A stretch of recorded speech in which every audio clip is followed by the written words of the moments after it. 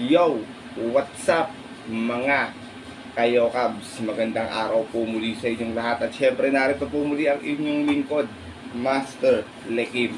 At welcome back po muli dito sa ating Master Lekim TV. Bago ko po simulan itong ating video ngayong araw mga bayang karista, make sure na dapat nakalike na tayo at nakasubscribe. Pakihit na rin po yung notification bell or bell icon para maging updated po kayo sa mga susunod ko pa pong upload na video.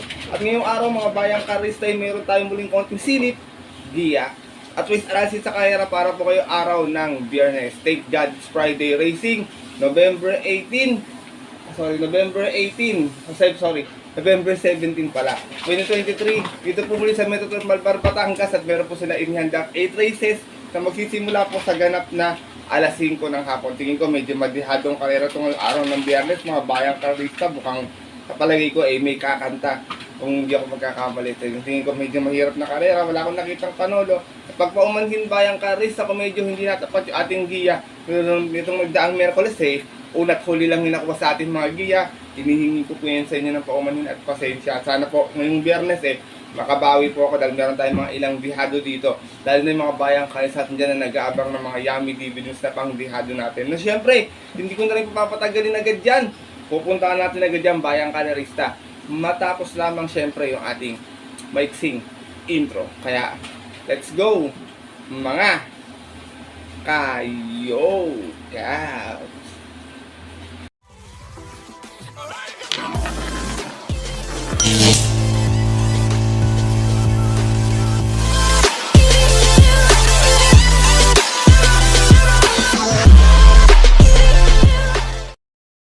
At gaya nga po ng nabanggit ko kayo na sa ating intro mga bayang karista, meron tayong 8 races ngayong araw po ng Biyernes. Siyempre 8 races meron tayong muling dalawang set ng pick 5, isang winner take all, isang pick 6 at isang pick 4.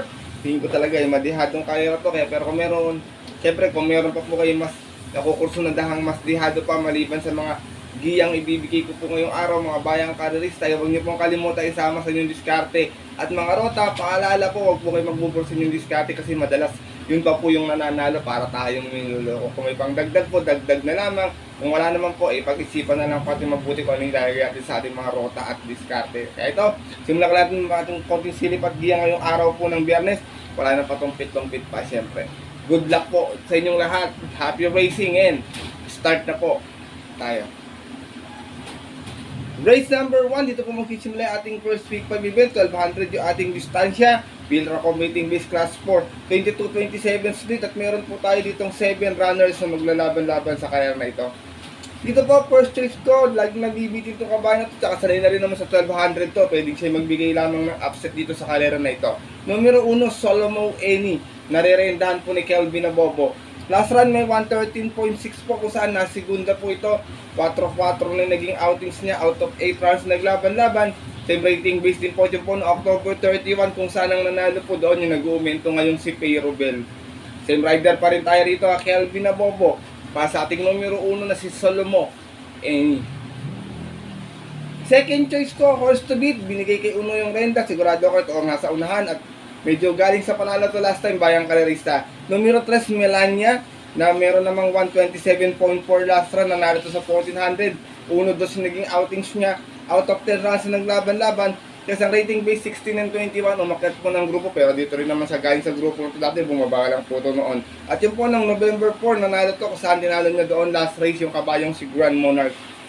From John Alvin Guse, stem po JB Hernandez ang rerenda, pa sa ating numero 3 na si Melania. Tingin ko pwedeng makasolo taga ito dito kasi hindi na gano'ng katuloy ng si Everything. Natin matulin to si Everything Si Double Happiness naman, pinareremati na. Kaya tingin ko, siya talaga yung mauuna rito. Kung makakabuo nga po ng 2-4, si tingin ko, hugandong mananalo. Race number 1, bayang kalerista, first choice ko po muli, maaaring magbigay ng upset lamang ito. Numero 1, Solomon Eni. Second choice yung horse to beat na numero 3 na si Melania. Good luck po. At narito na tayo sa ating race number 2 kung saan mag-i-start naman yung ating winner take all event at isa itong 3-year-old maiden race at the 1200 nito sa distansya at meron tayong 7 runners na maglalaban-laban dito sa karera na to. Ito non-winner to, bayang karisa, tingin ko mahirap na karera to, bisa na ating winner take all pa. Dito pa, first choice ko, numero 1, Time Traveler. Narerendahan po ni JD King Flores. Maganda yung post position. Tingin ko, siya yung mauuna rito, bayang karerista. Kung mapapagbigyan nga po ng kwartos, maiksi yung karera, pwedeng makachamba or makatapos kasi medyo mababa na rin po talaga sa grupo to. At yung huling takbo nito, Time Traveler, ay may 1 auto plus sa 1,000 meter bayang karerista. Natarsera po ito, 3 yung naging outlets niya, out of 7 rounds na naglaban-laban. Sa isang 3-year-old maiden, at yung po noong October 1, kung saan nakalaban niya po doon, yung kabayong si Dreams of the World. From Danny Boy Camaniero, balik ang renta kay JD King Flores para sa ating numero 1 na si Time Traveler.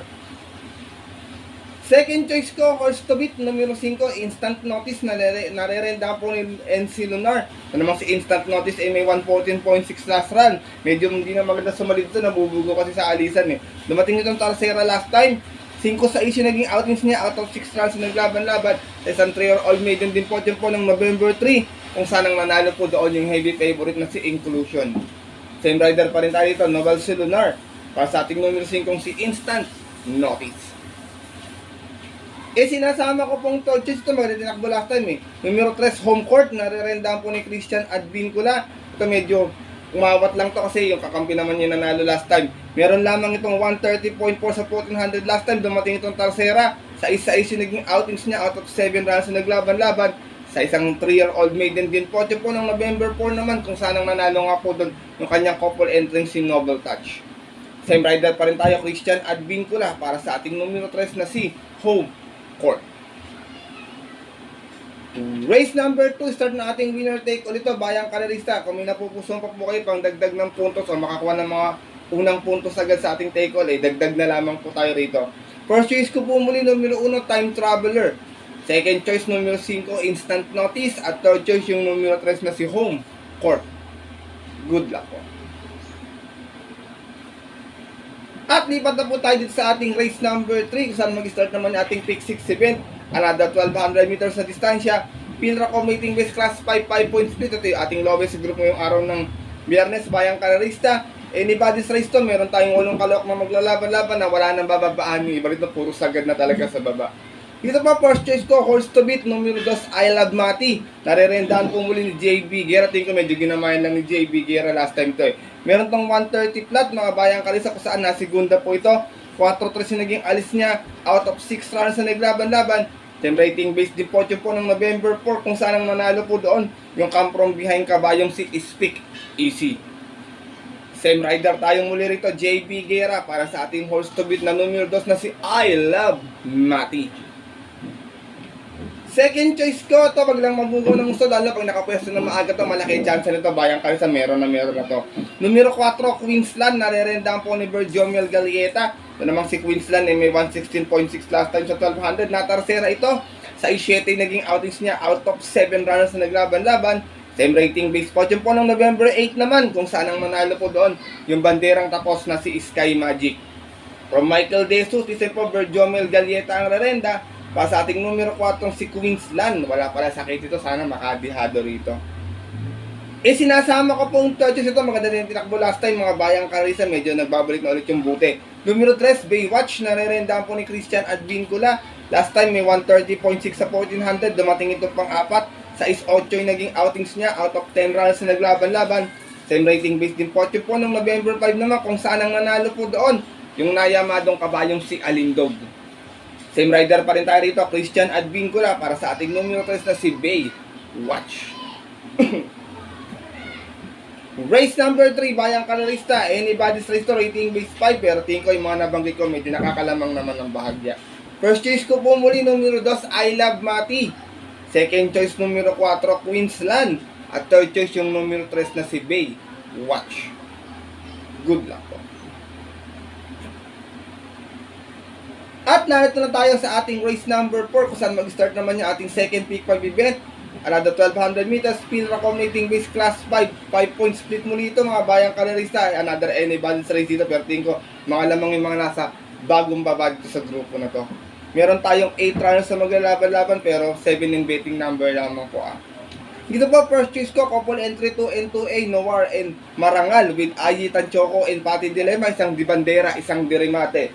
Noir may 128 plus sa 1400 kung saan nasigunda to noon. Maybe sa issue naging outings niya out of 14 rounds na naglaban-laban. Sa isang rating by 6 and 10 po po ng September 3 kung saan ang nanalo po doon last race yung kabayong si Sultanov. From Nelson J. Esteban, this time po Ayi Tanchoco ang rerenda para sa ating numero 2 na si Noir. Sa matalata naman 2A na si Marangal ay meron tong 128.2 kung saan nanalo to noon by a long shot mga bayang kalarista. Uno-uno naging outings niya, banderang tapos. Tingin ko medyo pabor nga sa kanyang distansya this time. Sa out of 12 rounds na naglaban-laban, same rating base 3 po, rating base 5. At yun po nung July 16 kung saan tinalo niya po doon yung kabayong si 7 of Diamonds. From Nelson J. Esteban, this time Pati Dilema po ang rerenda para sa ating 2A na si Marangal. Second choice ko po rito mga bayang kalisa numero 6, Eno Teresa Chier. Galing nga lang din sa mahabang pahinga pero bago na pahinga to, timbang-timbangan na to noon eh. Narerendaan po ngayon ni si Espara Jr. to si Eno Teresa Chier ay may 101.6 sa 1,000 meter. Nasigunda po ito mga bayang kalisa, 3-2 yung naging outings niya. Out of 8 rounds na naglaban-laban. Same rating base sa din po ng July 22 kung saan nakakalaban niya po doon yung outstanding favorite na si Advance Party. From Rico Suson, this time po si Espara Jr. ang rerenda para sa ating numero 6 na si Eno Teresa Chier. Sinasama ko pong third choice. Baka kumukuha lang ng tiyempo to. Dalang best na Yamada to. Makikita ko nagkakamali. Numero 3, signature move na rerendaan po ngayon ni RM Adona. Ito namang si signature move. May 128.6 sa 1400. Dumating itong pang-anim. Uno-uno yung naging outings niya. Pwedeng iuna to mga bayang kayo sa pag ginusto. Out of 9 rounds na naglaban-laban, isang special race po. At yun po na October 15 last race kung saan ang nanalo po doon yung dihadong si Cool Ma'am. From Charles Reyes, this time po RM Adona naman ang rerenda para sa ating numero 3 na si Signature Move. Race number 4, pagpaumanhin kung wala ako na lalaping Tiger, mga bayang karisa, kayo na pong bahala kung gusto niyo po siya isama or idagdag kasi galing po to sa pahinga. First choice ko po muli rito, 2 and 2A, Noir and Marangal. Second choice, numero 6, Eno Teresa Chier. At third choice yung numero 3 na si Signature Move. Good luck po. At narito na tayo sa likod ng ating programa, ating race number 5 kung saan parating ito ang ating first pick 5 event. Start naman ang ating pick 4 event, 1400 na ating distansya dito. Field accommodating base class 4, 16 and 21 split. Meron tayong 11 runners na maglalaban-laban. Dito mga bayang kalerista, long shot ko po ngayong araw ng Biyernes ha. Numero 4, Lava Walker, narerendaan po ni Michael De Jesus. Wala to sa KT pero meron tong star mga bayang kalerista. Last time napakaganda na ng tinakbo, 1200 yun. This time 1400 din pala. Meron tong 129.4 last time, natarsera na po ito. Sa isa-is yung naging outings niya, out of 6 rounds na naglaban-laban. Sa isang rating base 1621 din podium po ng November 11 kung saan nakalaban niya po doon yung kabayong si Melep Lewis. Same rider pa rin tayo, mukhang nagamayan ni Michael De Jesus to. Itong ating long shot na numero 4 si Lava Walker. Second choice ko, magdadala ng marcha pag napabayaan sa una, nakabuo ng 4, tingin ko meta nila aabutan or pwedeng makatapos pa. Itong ating numero 2 na si Red, White, and Blue, narerenda naman po ni JRD Ocampo. Ito meron tong 0.59.8 sa 1,000 meter kung saan nasigunda to. Uno-uno naging outings niya, out of 14 rounds na naglaban-laban. Same rating base din po ng September 24 naman kung saan tinalo po siya doon ng kabayong si Zach Alam. Same rider pa rin tayo rito, JRD Ocampo para sa ating numero 2 na si Red, White, and Blue. Sinasama ko pong third choice. Ito magandang dihado rin mga bayan kasi medyo sinubukan na last time to medyo malakas lang talaga naging laban. Numero 8, Swakto Power Duo. Narerendaan po ni John Paul Agusi. Gamit niya to mga bayan kalito sa nagpanalo nito dati. Meron naman to 129 flat sa 1400 last time. Dumating itong pang-8, 5-7 naging outings out of 10 runs na naglaban-laban sa isang rating base 22 and 27. Bagong babato pating ko. Pwede na rin bumentar dito mga bayang kalarista. At yun po noong October 28 kung saan nakalaban niya po doon yung kabayong si Work From Home. From Christian Advincula, this time po Pau-Gusin ang rerenda para sa ating numero 8 si Swakto Power Duo. Race number 5 po, bayang karalista, parating nga po ito nating first pick 5. Kung may napupusuan pa po kayo, maliban sa binigay kong mga dihadong giya dito, dagdag na lamang po tayo. First choice ko po muli, long shot ko po, numero 4, Lava Walker. Second choice, yung magdadala ng marchang numero 2 na si Red, White, and Blue.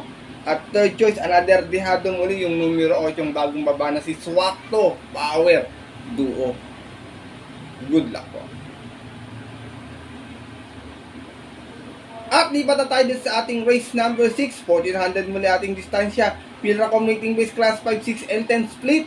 Meron tayong 10 runners na maglalaban-laban. Ito medyo semi magulong karera din, bayang karerista. Dito po, first choice ko, numero 1, Rise Up. Nare-rendahan po ni Michael Jesus. Medyo mahaba yung distansya, pabor sa kanya yung karera. Hindi na maganda yung post position, pero tingin ko baka may pwesto ng maaga to ni Michael Jesus. Meron tong 129.2 sa 1400 nun, kung saan nanalo to. 7-8 yung naging outings niya out of 12 rounds na naglaban-laban. Sa isang rating base 5 po at yun po ng August 11 kung saan tinalo niya po doon yung nayamadong si Maki Boy. Same rider pa rin tayo dito. Regular jockey na to, Michael Jesus, para sa ating numero 1 na si Rise Up.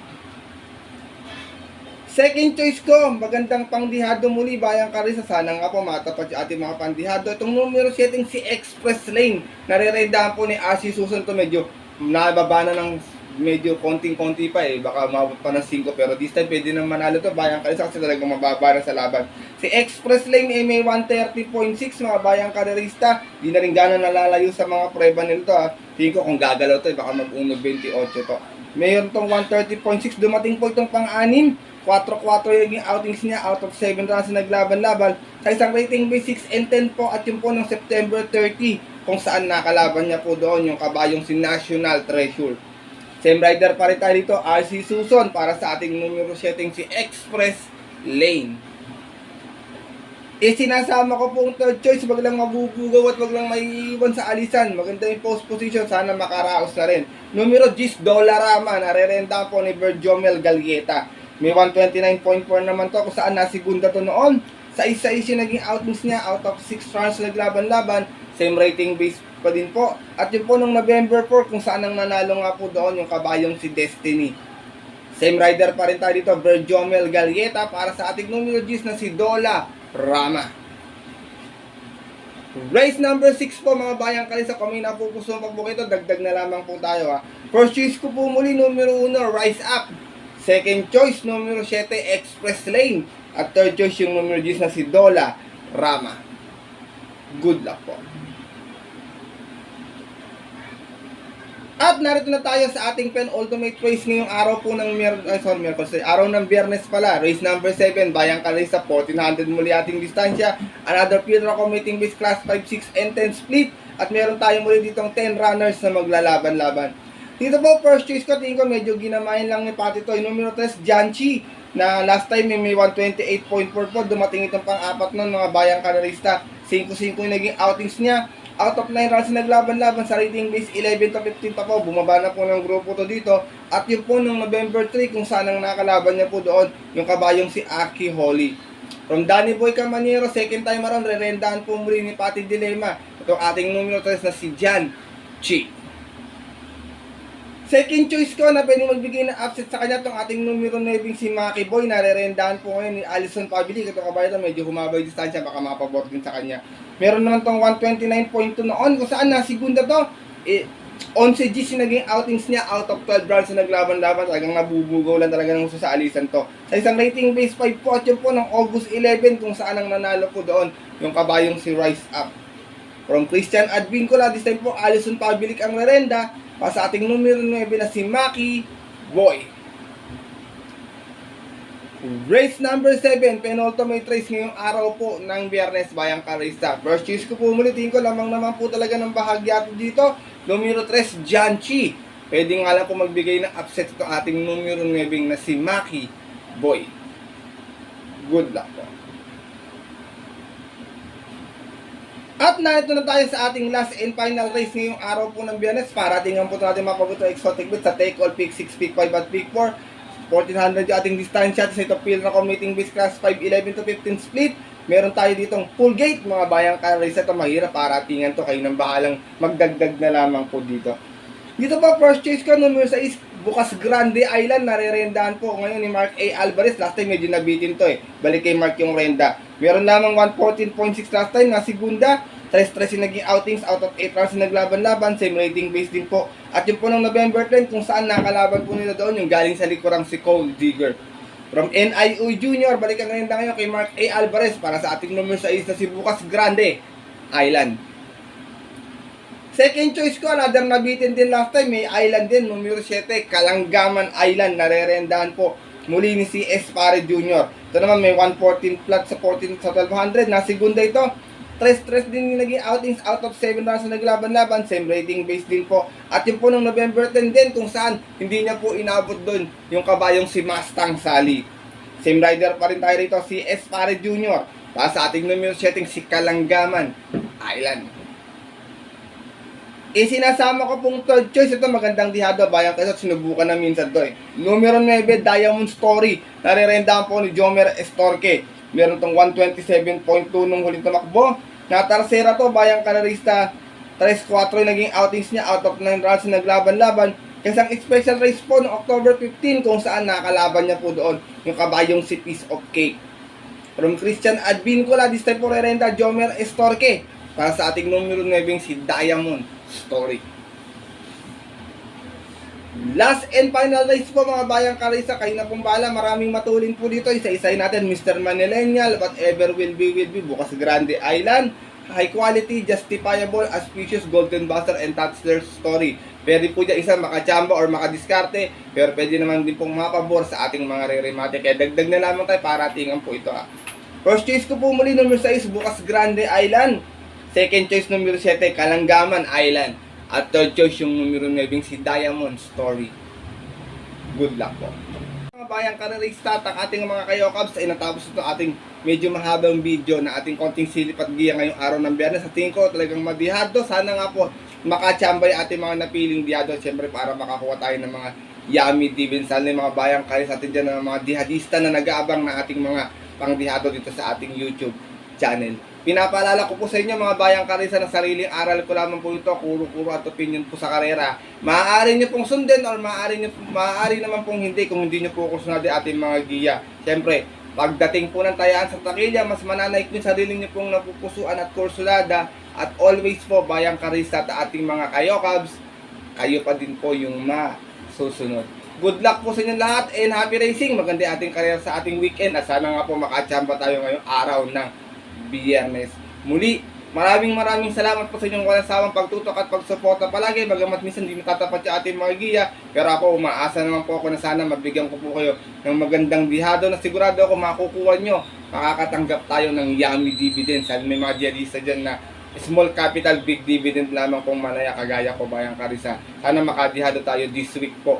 At maraming salamat po muli sa inyong suporta at tiwala palagi dito sa ating YouTube channel. Mabuhay po kayo mga bayang karerista. At yun po, bago po ako matapos, shoutout lang po muna ako. Medyo mahaba na yung ating video, pero ilan lamang ito bayang karerista na nag-comment sa ating video na itong nakaraang aking upload.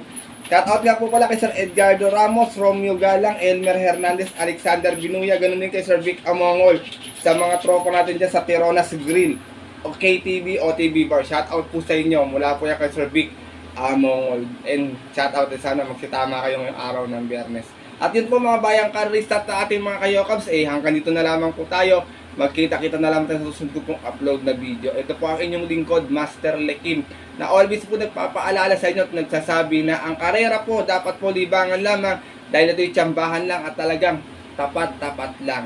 Minsan swerte, minsan malas bayang karisa, pero siyempre pag pinagbigyan tayo ng nasa taas, huwag natin kakalimutan magpasalamat sa Kanya at tumulong sa ating kapwa. Kahit sa simpleng pamamaraan lamang. Ika nga, share your blessings mga kayokabs. Good luck po muli sa inyo lahat and happy racing sa mga pupunta po ng OTVs para maagang pumila at tumaya. Siyempre iba po pumipila at saka tumataya ng maaga para sa bahay na lang po manonood. Stay safe everyone po sa inyong lahat. God bless bayang karerista. Lalong-lalo na sa mga solid natin diyang mga kayokabs.